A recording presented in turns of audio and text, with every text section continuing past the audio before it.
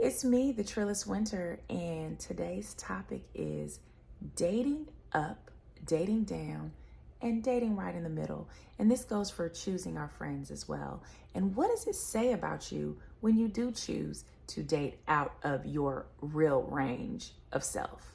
So as I explore this, I came across this quote, or not a quote, but this video where this wonderful, smart woman, she talked about relationships are a place where we learn to heal the things that trigger us, that hurt us, or the things that are keeping us from being our best self. And what we're looking for is to try to find someone we can feel vulnerable enough with to share, but to learn from and to become better from. And the reason why we dodge relationships is because we don't want to look at ourselves, unfortunately. So there is this deep inner desire to connect with somebody that is going to not only understand us, but to help us reach the levels that we know we have inside of us.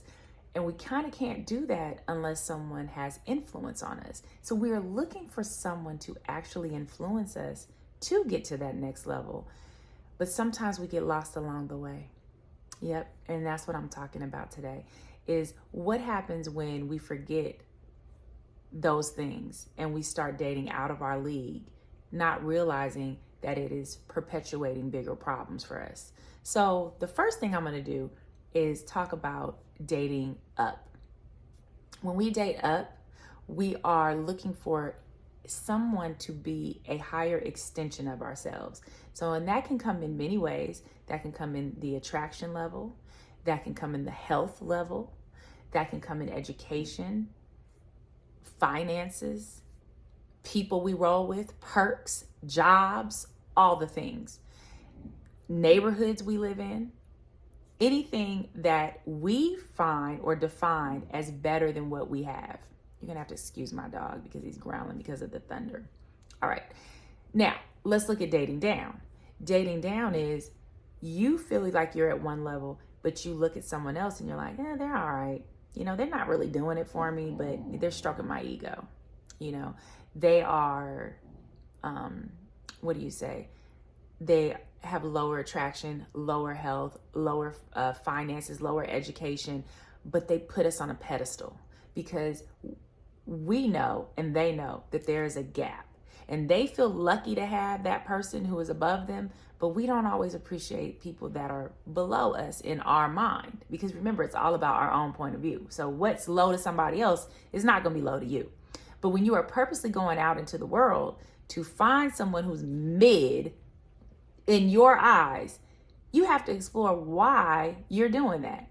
And a lot of times we're looking for someone to fix instead of fixing what's in us. And so what we do is we look for projects. We look for people we can control, because did you know what? That if you date down, there is a less likelihood that that person can hold you accountable for the BS that you do.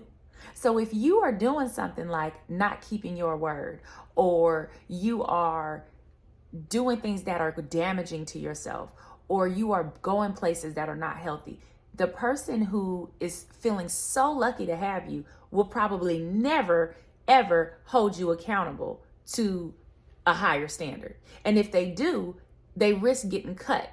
And this is why they become these yes people in your life, right? And I know that we have all dated down at some point in our life. We're like, they all right, but they're good enough. And we call those the placeholders. People who date down are typically looking for projects and placeholders. And it really just says a lot about you and your own intentions, because what it is you're using them to avoid something, but guess what? They're using you to also avoid something. And so when you check your intentions about why you are with people, you will expose a lot of times it's not the greatest thing. So users will attract users. All right, I will tell you that right now. And takers will attract takers, and givers will attract givers if you keep your intentions pure. So you got to be careful of that. And so When you date equally, what you're doing is maybe they might be like 2 steps behind you or 2 steps above you. But what it is you can pull each other up. You can inspire each other to be your best self. You can say, hey, what are we doing today? And that person's not going to be triggered and not going to feel like, oh, you know what? They're so much more ahead of me and I'm just so lucky to have them. No, you're going to be like, nah, I can challenge you and you can challenge me. You can hold each other accountable. And that's why it's so important to be aligned with the people that you're running with. And I mean, even when it comes down to your friends. So that alignment helps you pull each other up versus if you're dating down, they're eventually going to become baggage for you. And if you do pull them up so high, they're going to look at you crazy and go, why was I talking to you? You know what? I don't want to deal with you anymore. And you hear a lot of those stories, especially with women who have like built a man up and then they left, the man left them for somebody else who was actually on their level. That's why you got to be careful that you don't date down, because you think that they're going to become dependent, codependent on you and become your little slave and your little minion. But the minute that they feel good, they felt good enough to pull you. See, that's the mind fuck right there, is if I pull them, I must be the bomb. And so they will end up switching roles on you, leveling themselves up with your help, with your investment, with all the things that you thought that you were going to do to keep them codependent on you. Flip it and go find somebody that they're equally aligned with. And that, a good movie, Waiting to Exhale. I want to say Waiting to Exhale, there was a girl in there who built the guy up and then he left. So there's so many stories about that. And that's why they say, look, don't get with a project. Don't get with potential, because you mess around and invest and then they're going to leave your ass. And then you'll be like, but no, you should have been dating equally and that wouldn't have mattered. A lot of times too, when we date down and they level up, we beat ourselves up longer in those breakups because we knew we wasn't aligned. And I don't want to say that we didn't deserve them, but we knew we settled. We knew we settled for them. We thought we were going to keep them in a little box. They grew up out the box. They realized you was full of it. And then they left. And now you sitting here talking about how could they? How dare they? No. How dare you? How dare you choose somebody to so into that you thought so little of on some level, that you thought that they would just stay around you and be your slave? That's kind of quirky. But we have done it, and it depends on where you are emotionally when you have done that, why you're doing it, and if you're doing it right now, do you need to fix that? So be honest with yourself about, are you currently dating somebody down or dating up that you know that you're not equally yoked with? And if you are doing that right now, leave a comment. Or if you just did it recently and y'all broke up, leave a comment and let me know how it ended. So when we decide that we want to be held accountable, we will date someone who is really aligned with our purpose. That's why you see a lot of actors dating actresses. That's why you see a lot of people in the music industry dating people in the music industry, or people who are higher up in the social class are dating other people that's high up on the social class, because they are able to show a mirror to each other and respect each other's opinion. But when you start dating out of your league or under your league, you don't always respect their opinion, and sometimes you're even triggered by it.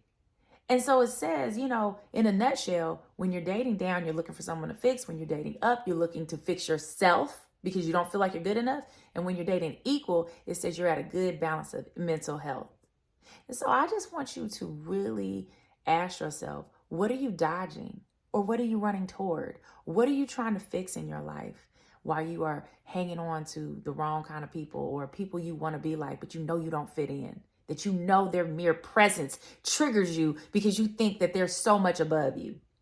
Or you're with somebody that you know that you're not supposed to be with, and everything they do get on your nerves because you know you don't move like that. And so what you're doing is looking for a person to abuse and critique and pick at to make you feel better.